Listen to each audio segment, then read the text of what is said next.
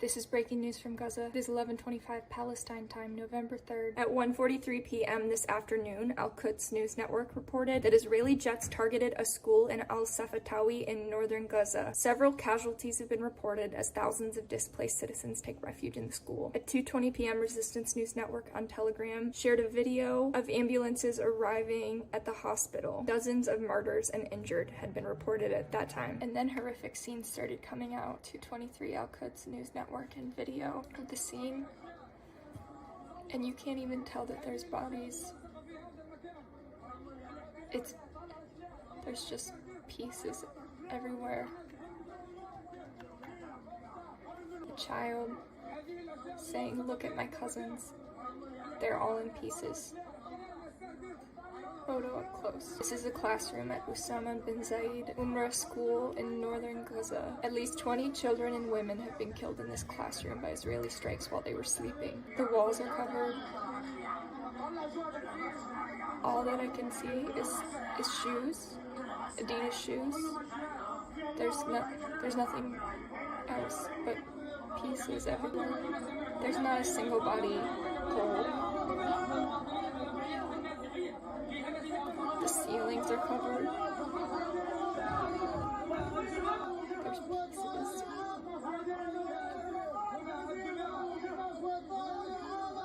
Oh my god. They're trying to collect pieces.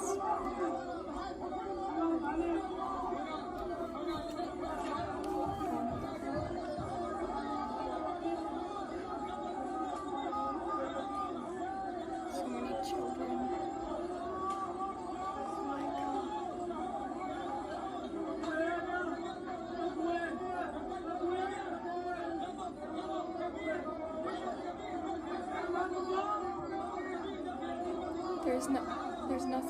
There's no piece of anyone bigger than this big.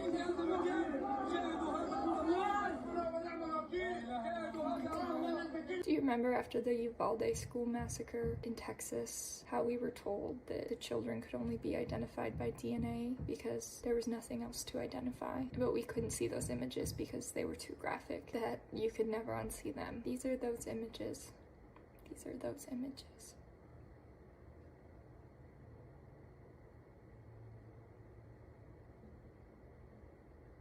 And news 15 minutes ago, statement from the UNRWA schools via Al-Quds News Network. 72 of our staff members were killed in Gaza, the highest number of UN aid workers killed in a conflict in a short period of time. And lastly, a statement that came in as I was filming at 11:30 p.m. Palestine time from the Popular Front for the Liberation of Palestine. And remember, they are one of the resistance groups that make up the Coalition of Palestinian Resistance, which also includes Hamas and others, a united front for the liberation of Palestine. Carrying on with the statement, America has unleashed the utmost Zionist evil and must pay the price for it. Commenting on the horrific massacre committed by the occupation army against the displaced people in the Osama bin Zayed school in the Al-Zaftawi area, the Popular Front for the Liberation of Palestine states, American and European cover has released the greatest evils and types of brutality that the world has ever known. The whole world will not be spared from the consequences of these crimes, especially the aggressive states that have given free rein to this brutality. Each of the occupation's crimes in the recent hours requires entire books to describe the vileness, criminality, brutality, baseness, and barbarism they entail. The enemy bombed convoys of displaced people moving from the north to the south of the Gaza Strip in the bloody Al-Rashid Street massacre, and bombed the wounded in ambulances accompanied by the Red Cross at the gates of Al-Shifa Hospital, and bombed a school sheltering the displaced that had raised the United Nations flag in the Al-Zaftawi area, committing one of the most horrific massacres in history, and bombed the vicinity of the Indonesian hospital, also committing another one of the worst brutal atrocities. Indeed, the system of Zionist brutality chose the timing of the visit of the U.S. Secretary of State and his summit tomorrow with the Arab rulers as the day to intensify its most heinous crimes. In a clear message to the Arab governments and all who bet on the American role, the front calls for an official boycott of the visit of the U.S. Secretary of State and for a popular uprising that burns the embassies of the aggression states and their interests and bases in the region. For those who support, direct, arm, and unleash this brutality, there is no place for discussion or negotiation with them, and no escape from confronting them and making them pay the price for their crimes.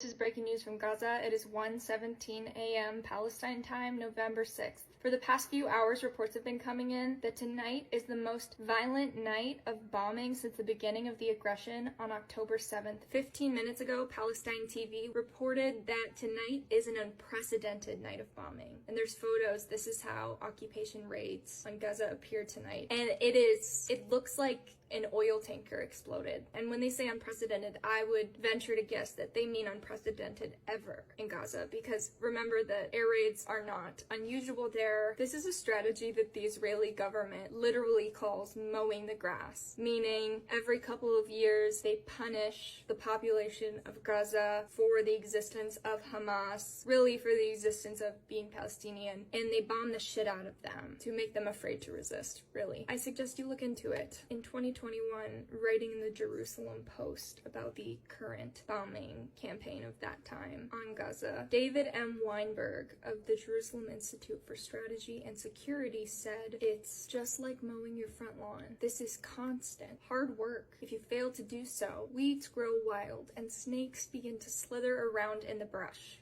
2 hours ago via Twitter, Palestinian journalist Hind Kurari reported that this is the deadliest night so far. And 6 hours ago, Hind reported that there's a telecommunication blackout again in Gaza. At the same time, via Telegram, Resistance News Network stated, "The unprecedented Zionist aggression on Gaza continues amid a loss of communication and internet. Hundreds of raids are being carried out, many close to hospitals." Following that, the government media office in Gaza announced that the occupation army has begun carrying out its threat against hospitals in the Gaza Strip. And also 6 hours ago, the Palestinian Red Crescent stated that they have lost contact with all of their teams working in Gaza. Remember, that's the first responders. I heard reports earlier, and I can't remember the source at the moment, but when I remember, I will put it in the comments, that stated that there was air raids targeting the entrances to hospitals, and at one of them, I think Al-Shifa, but I don't remember, that it was blocking the ambulance bay and ambulances couldn't leave to rescue people who had just been bombed. A note, this is my backup account. My other account is private right now as I try